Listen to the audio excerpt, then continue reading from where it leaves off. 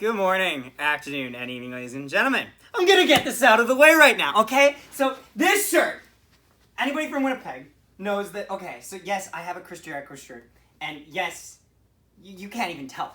Kenny Omega's signature is on this, and I'm a fucking idiot, and I had him sign a black shirt with a silver Sharpie, and I washed it! So I'm moving this, I was about to throw that, but that is still a national treasure. Anyway, that was my little existential crisis. Let's get it out of the way. And honestly, that's what it felt like every time we were in our own zone. A goddamn existential crisis. We got outshot 14-2 in the third period alone, and got outshot 41-20 maybe? I don't know. I felt like most of our shots in the game were in the overtime. Like, it was not... Okay, so let's start over. How was this game? This game, I thought was going to... I always get a bad feeling for games that are on the second half of two-game series, because especially if you win the first one, that means that the other team is probably coming out for blood. First period, though, It's funny.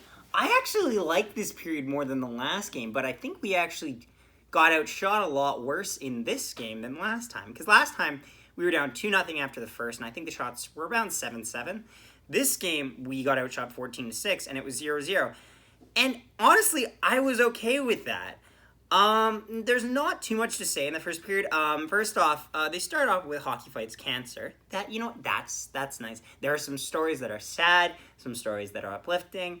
All of it, I'm happy the NHL does this for, I believe, a month or a week or a day. I could be wrong. I know they do this. Period of time. I'm glad they celebrate this for a period of time, though, because it is very important to publicize this. Josh Anderson is out for Montreal. I think that hurt them a lot, especially come time for overtime, when they were missing a lot of speed in comparison to the Jets. Jake Allen is a net. I thought this was probably the right decision in hindsight, but at the time I was like, why are you here? But honestly, if you look at some of the way some Canadiens fans, not all, for sure not all of them, but some of them want Carey Price's head on a frickin' spike. So, yeah, probably the safe pick to go with Jake Allen, who's been playing pretty well this season. First period, though, kind of the Romanov, Romanov, I don't know if I'm saying, I think it's Romanov, that's what the commentator was saying. It's kind of the Romanov show in the first period, actually, for the Canadiens especially, because if I'm being honest, there wasn't a lot to say about the Jets' play in the first period, because we didn't really do a lot of it. But what happened was we forced their best player on the Montreal Canadiens in the first period was Romanov, and he's a defenseman, which means we were kind of limiting them to the outside lanes. And that is a positive, I think, because even though we gave up so many shots, most of them were from outside chances, which can be contained if properly played. And if you look at the game, the only goal we let in is just it is a 100% fluke shot. So we did an excellent job of being able to clear it out if you're, results orientated. That being said, sometimes you wish we didn't have to get to that point in time where Hellebuyck almost has to make a desperation save, or you're almost diving to swipe the puck away. You kind of just wish you cleared it out on the way in. But first period, there's not a lot to say. We were outshot. Hellebuyck had a great period. We had a few odd man rushes, and this has kind of been like a plague, which I've been saying for the last few times that we've played. Stop passing on 2-on-1s. Just stop. Because there was one, I think it was Kyle Connor was in on this one. It was either Connor or Ehlers. They passed it, but they passed it really early in the zone entry. So it was like, why didn't you wait half a second later and get nearer to the goalie? Because at that point, you are going to outskate any player on the Montreal Canadiens. Because as far as I'm concerned, I don't think there's a Canadiens player as fast as Nikolai Ehlers. I could be wrong, and if I am wrong in the comment section, be sure to tell me that. But I don't think so, because Ehlers is extremely fast. But yeah, honestly, that's all I have to say about the first period. Niku loses his helmet. Actually, Niku's back in the lineup as well. And he grinded my gears a little bit in this game, but for the most part, I could stand him. He did lose his helmet in the first period, and as per the rules, he has to leave the ice immediately. The ref did give him a little bit of leeway, though, because the puck was behind the net, and he was also behind the net, so that was nice. And that was nice for him to at least try to make something out of that, because honestly, some people would have just straight out left, and then it's like, well, come on. Like, you could have done something. So I'm happy you did something make there. a little bit of a play first. Yep. So second period. Weber gets called on a tripping penalty. Yep. That makes sense. Kyle Connor on the power play. And by the way, Kyle Connor, I want to see more of 5-on-5. It feels like we're only really talking about Kyle Connor when he scores. But the thing is when he scores, he kind of has what I like to call Scheifele syndrome. Scheifele at the beginning of the year, if any of you guys are watching my videos, I was a little bit annoyed with Mark Scheifele at the beginning of the season because it seemed like he was only scoring on empty nets. Like, he was only getting empty nets and, like, assists. I was annoyed at him because I expect better. And you know what? He improved. Yep, he got better. His streak was snapped this game, unfortunately. But he's playing like an elite first-line center for the Jets, and I'm happy for that. Kyle Connor, on the other hand, though, I want to see him scoring more 5-on-5. He scores on the power play, and he scored 5-on-5 the other day. Yes. Look at the shot that he had. If he missed that, we would have been yelling at him so that even he could hear us. He scores a lot of goals, which feels like open net goals. They're kind of like, it kind of reminds me a little bit of that. Gimme goals, you know what I mean? Yeah, actually, you know what it reminds me of? John Tavares, 2 years ago, I think the first year he signed with the Maple Leafs, he had almost over 40 goals. How many of those goals, though? I think even Steve Dangle talked about this. Steve Dangle's like, yeah, John Tavares is getting the easiest goals of his life. He's just standing right there, and they pass to him. Thanks. Just tap him. Yes! And don't get me wrong, tap-ins have a sense, like a spot in the game. But sometimes when you have as much talent and getting paid $7 million, like Kyle Connor is, you need to create your own chances, too. You can't just rely on your teammates to help maneuver the puck towards you to do it. But you know what? That's a little critical because we did win at the end of the day, which I'm happy about. Forward blocks a shot in his hand, and it looks bad because gloves on players are not meant to do that at all. So he looked in pain for a bit.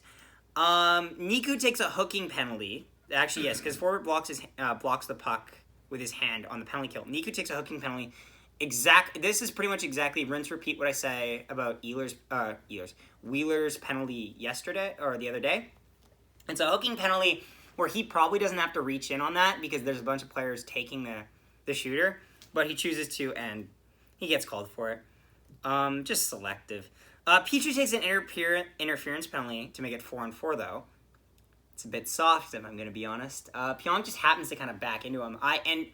This is kind of like what I said about Wheeler's interference penalty, and I believe either the Vancouver matchup or the Edmonton matchup, where it's just getting in the way of the seam. And I don't even know if Petrie realized he does it. But yeah, it happens. And then you know what? We get a couple power play chances, and then Jeff Petrie again. He had a rough night. Takes a tripping penalty on Nikolai Ehlers, which is great because Nikolai Ehlers creates that play because Petrie is back checking and just happens to catch Ehlers' skate right on the way back. Yup, that is a penalty. But then, I hated this power play afterwards because for a minute and a half of the power play, we were in our own end. And it was so the first red flag on this power play, by the way, was the puck gets dumped into our end and 2 Canadiens players are the first 2 on him. That's 2 more than there should be. Hellebuyck gets out of his net, which immediately causes me to have a stroke. And he's like, behind? It literally becomes like a dogfight in our own zone. And there's only 2 Canadiens players in there. So wake up. If they had scored on that, people would have lost their damn minds. Because it's such an easily, avoidable play. I don't care if it's the long shift period. You can still get out of crap like that. I'm just happy they didn't get scored on from that. And then off the draw, Entrecop wins it right to Nikolai Ehlers. And he snipes it on Jake Allen. Reaction here. Oh, fire it. Yeah! Woo! Let's go! Yeah, shoot the puck, bud. Exactly. And I think Hop should get a point on that as well because he took the draw. Cop. Whoa! Woo! Lord have mercy! So that's like what, Ehlers' goal, right? Oh, it's an Ehlers assassination, my friend. Oof. And with that, the Jets will take a 1-0 lead on the power play. That was good. That was very good. Pierre-Luc Dubois takes an elbowing penalty, and I understand why he did it, and I understand the rationale. It was an elbow, but he was expecting the play to come to him to kind of push up, so he preemptively gets his arm up. And the thing is he's not trying to elbow Kotkaniemi. What happens is, if you look at the replay from what I could see, is he actually goes to push off him, but Kotkaniemi is a little farther out of his radius. So instead of going like this and hitting him here, he keeps moving and catches him with the elbow. Instead of making contact, then pushing upwards, it just keeps going up because he's further than expected. Yeah, exactly. That's actually, that actually happens a lot. That I've noticed is that if you see a lot of hits that turn out to be headshots, that's basically kind of how it happens for the most part. Mm. It's trajectory. Yep. Anyway, so looking at this Montreal power play, it seems like Weber was the trigger a lot of times. Like, they kept cycling the puck over to him to just blast it. And you know what? With a cannon of a shot like Shea Weber, I don't really blame them on that. Thank goodness Forbort didn't block his shot. Otherwise, he would not have a hand. But anyway, and then a little while after that, there's a play where the puck is on the boards, and let's just say, Suzuki scores a bad angle on Connor Hellebuyck to make it 1-1 reaction here. That's just bad. No way! Oh my god, that's bad. There's two things I hate here. Scheifele plays it half-assed and gets his stick checked by Armia. And I don't know how that gets in the net past Hellebuyck. Like, what is this? Scheif comes in. Armia says, thanks, I'll take that myself. Oh, it's under the fucking elbow! Fuck! A quarter of an inch, Charlie! A quarter of an inch! Quarter of an inch this way and it would have gone in. A quarter of an inch, Charlie. And what I said in the video, and that this pisses me off, is the play's on the boards. Scheifele sees it, goes to it, and Armia is the second man at the boards, immediately strips Scheifele the puck and gives it to Suzuki. Now, don't get me wrong, this is not even a bad goal by Hellebuyck. It's just horrible luck.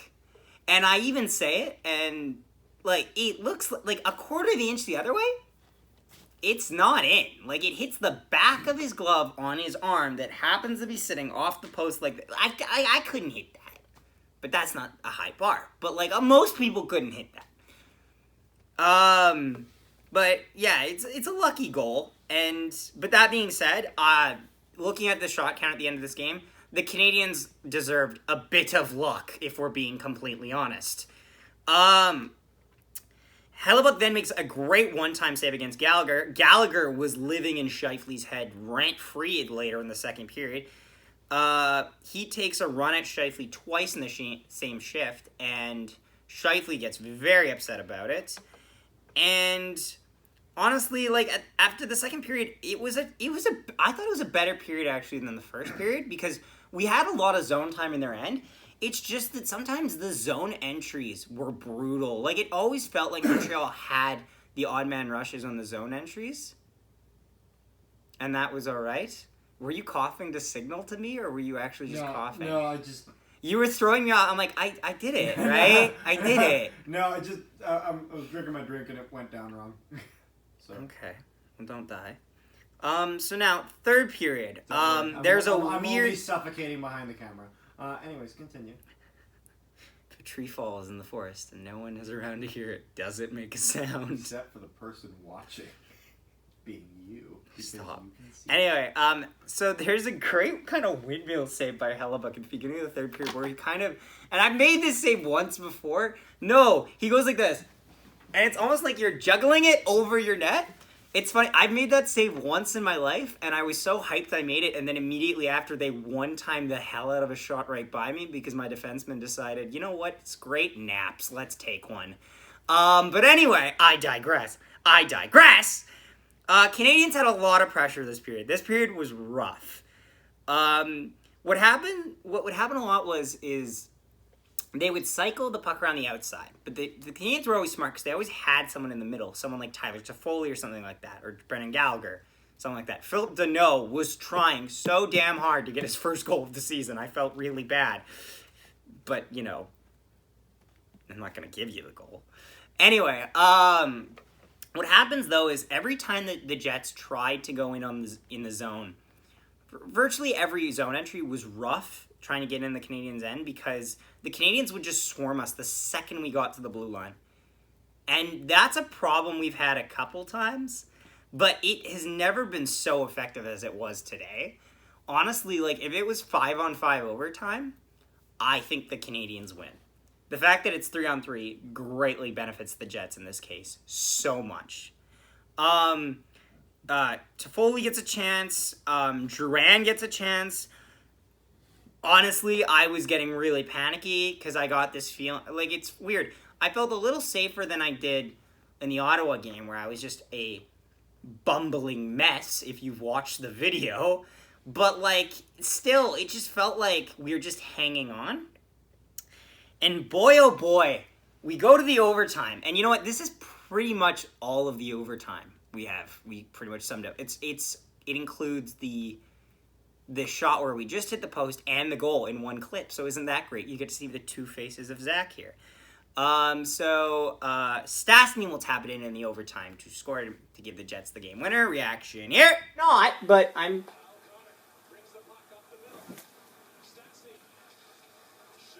Oh! Oh! Damn it!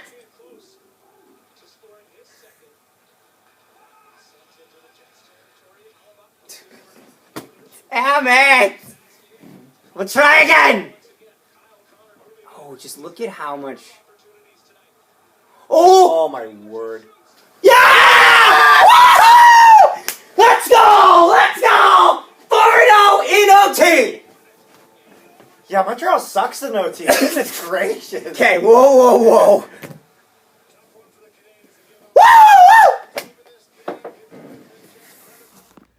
And yeah, honestly, like, it just shows where, like, it shows what I want from guys, even like Kyle Connor. Kyle Connor and the way Connor and Ehlers move it there. And I actually, it's funny, I think, because at first I saw Scheifele in the bench to start this overtime, and I thought immediately, well, he's not continuing his point streak, because I had a feeling the game was going to end in the first couple minutes. The Jets are now 4-0 in overtime. And it's no surprise why, because the second it gets down to 3v3, which is weird because it doesn't get replicated when we go to 4v4, the Jets just have this, we just spam our speedy guys every time. We're just like, okay, cool. We'll just throw out either a power forward in Pierre-Luc Dubois, or two-way if you want to go that hard, and Wheeler, a guy who can pass, and Scheifele, a guy who can pretty much do both. Or we'll just say, you know what? I'll fucking race ya and put out Kyle Connor and Nikolai Ehlers, and no one's catching them when they get going. Like, no one in this game could have caught them. Maybe McDavid catches them on the Oilers, but no one on this team, I don't think, can catch them. Which isn't a diss at the Montreal Canadiens. They're just built differently. But all in all, like, this game was... The Jets dealt with a lot of adversity, and I'm happy that even though we kind of bent there in the third period, we didn't break, and that's why this title of this is called Flex Seal, because my God, Hellebuyck, you saved almost everything. And I would say top 3 performers of this game. I'm gonna give 3 to Forbert because he blocked a lot of shots. Actually, no, honorable mention Forbert because he blocked a bunch of shots. 3 is Stastny because he has the game-winning goal, but it's not much of a game-winning goal. He just kind of goes, thanks, I'll finish that. And also, he was a 53% in the face-off circle, which I'll take my point. I don't notice that a lot. I don't really take a look at the face-off circle percentages as much. But it's important because when they are low, you can really tell because you just don't have the puck to start. Number 2, obviously, is Nikolai Ehlers, goal and assist. Arguably, probably could have been a goal and a goal if Stastny doesn't touch it, but I'm still happy he did, obviously. Just sniping on Jake Allen on the first goal. And the second goal, it gets by Jake Allen, and Stastny can easily put it home. And number 1, obviously, is Connor Hellebuyck. There was no question. I don't care about the goal he let in. Those things happen. And honestly, again, I don't think that, like, what's he going to do? Like, it's just sometimes just bad things happen to you. And he was able to be perfect afterwards and when the Jets needed him to be. And yeah, that's pretty much all of the things I can take away from this. I was watching a couple Habs streams, and they seem... It's always interesting looking at how other types of fans digest this. For any Habs fans watching this, I know that you will hate me saying that it is probably a moral victory, but you guys played really good, and the only reason you didn't win this game was because our Vezina goalie decided to play like a goddamn Hart Trophy winner. That's it. Like, you play that game against any other team, maybe even the Toronto Maple Leafs, because, in my opinion, Frederik Andersen is good. He's not Hellebuyck good, but he is good. I argue you probably walk away with at least 2 points on that. Jake Allen looks really good. Romanov looks great. Suzuki looks solid. A lot to like on that team. It's just that there's just a lot of turnover right now, which is Montreal's problem. So thank you for watching. We're trying to hit 300 subscribers, maybe by the end of March or something like that. We're not or maybe, or like halfway through the year. You know, we're not. End of March. We'll see. Alrighty. We'll see. Thank you everyone for. Hope you enjoyed this. Please leave a like if you did. Comment down below your thoughts on the game, on the video, on anything, and I'll try to respond to it. I'm usually pretty good for that. And don't forget to follow us on Instagram at Outshot Hockey Podcast. Thank you, and I will see you next time.